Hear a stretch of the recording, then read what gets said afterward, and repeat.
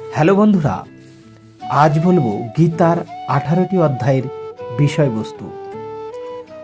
মহাভারতের যুদ্ধ শুরুর আগে অর্জুনকে গীতার বাণী দান করেছিলেন শ্রীকৃষ্ণ। হিন্দু ধর্মের অত্যন্ত গুরুত্বপূর্ণ এই গ্রন্থে জীবনের সব সমস্যার সমাধান মিলবে বলে জানান বিশেষজ্ঞরা।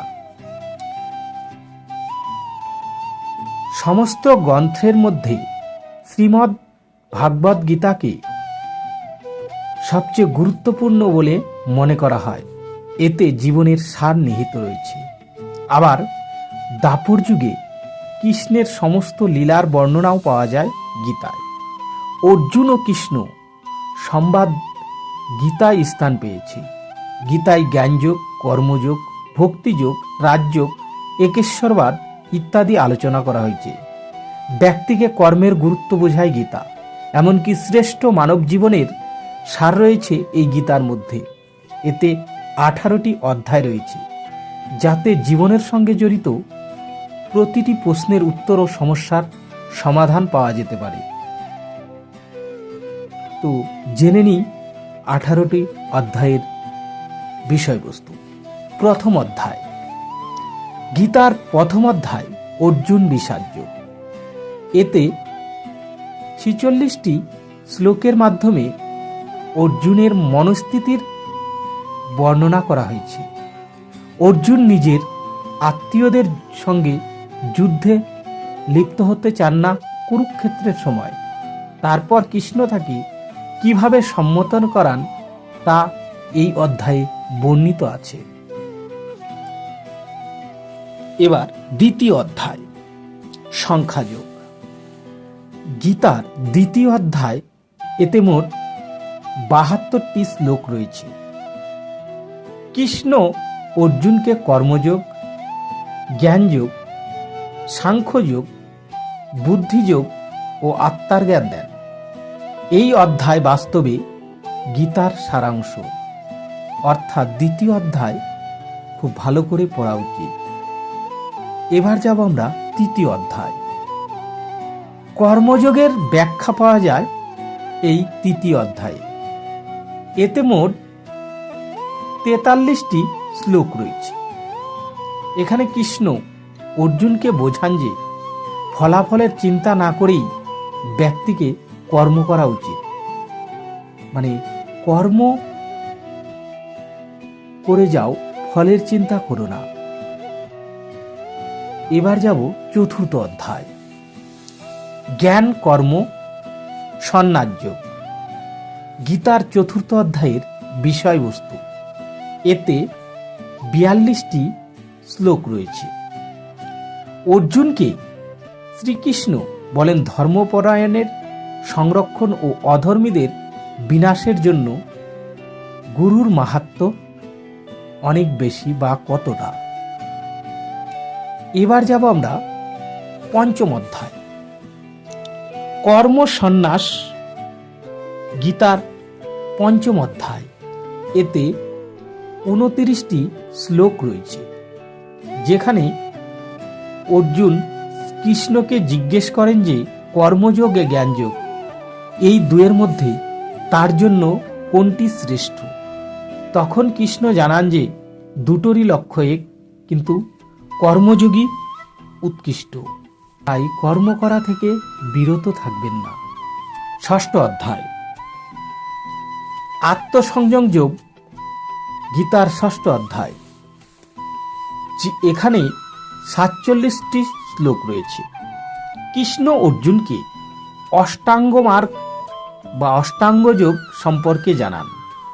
মনের ভ্রান্তি কিভাবে দূর করা যায় তা অর্জুনকে জানান শ্রীকৃষ্ণ এই অধ্যায়ের মাধ্যমে। এবার যাব আমরা সপ্তম অধ্যায়, জ্ঞান বিজ্ঞান যোগ। গীতার এই অধ্যায়ে স্থান পেয়েছে। এখানে মোট 30টি শ্লোক রয়েছে। এখানে কৃষ্ণ অর্জুনকে নিরপেক্ষ বাস্তব এবং তার ভ্রামক ঊর্জা মায়া সম্পর্কে উপদেশ দেন। এবার যাব আমরা অষ্টম অধ্যায়, অক্ষর ব্রহ্মযুগ গীতার এই অধ্যায়ের বিষয়বস্তু। এতে 28টি শ্লোক রয়েছে। গীতার এই পাঠে স্বর্গ ও নরকের সিদ্ধান্ত সামিল। এতে মৃত্যুর আগে ব্যক্তির চিন্তা, আধ্যাত্মিক সংসার ও নরক এবং স্বর্গে যাওয়ার পথ সম্পর্কে জানানো হয়েছে। এবার নবম অধ্যায়, রাজবিদ্যা রাজগুহ্য যোগ গীতার নবম অধ্যায়, যেখানে 34টি শ্লোক রয়েছে। কৃষ্ণের অভ্যন্তরীণ ঊর্জা সৃষ্টিকে ব্যপ্ত করে, তার সৃজন করে এবং পূর্ণ ব্রহ্মাণ্ডকে নষ্ট করে দেয়। বিভূতিযোগ গীতার দশম অধ্যায় এবং এতে মোট 42টি শ্লোক রয়েছে। এখানে কৃষ্ণ অর্জুনকে জানান কিভাবে সমস্ত তত্ত্ব ও আধ্যাত্মিক অস্তিত্বের অন্ত করে।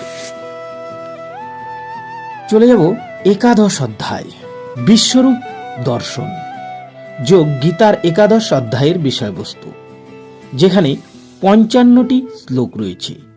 এই অধ্যায়ে অর্জুনের নিবেদন কৃষ্ণ বিশ্বরূপ ধারণ করেন, অর্থাৎ অর্জুনকে শ্রীকৃষ্ণ তার বিশ্বরূপ দর্শন করান।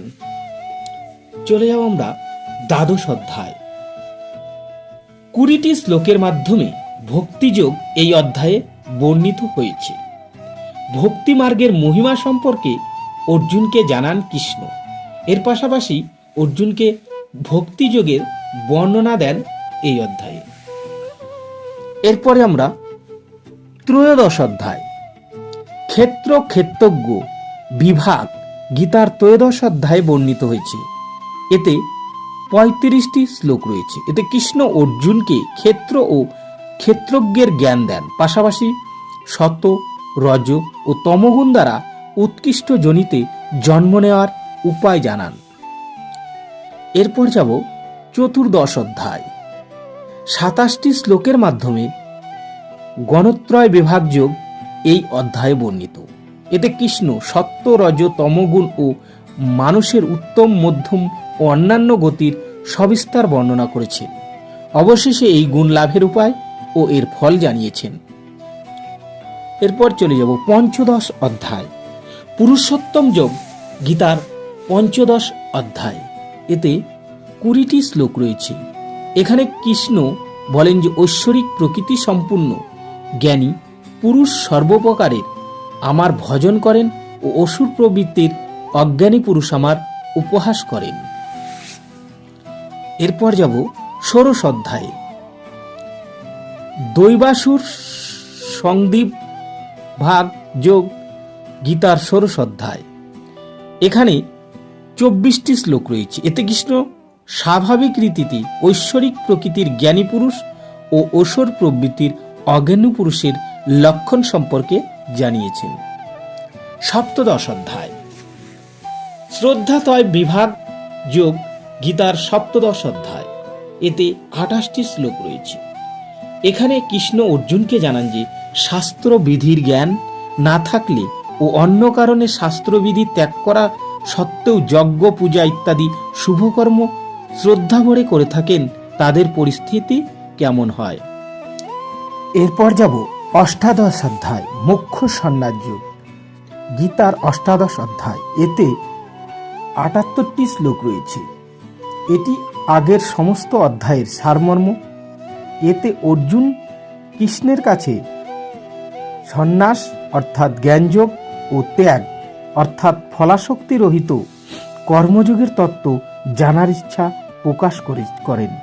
তো বন্ধুরা, ভিডিওটি কেমন লাগলো?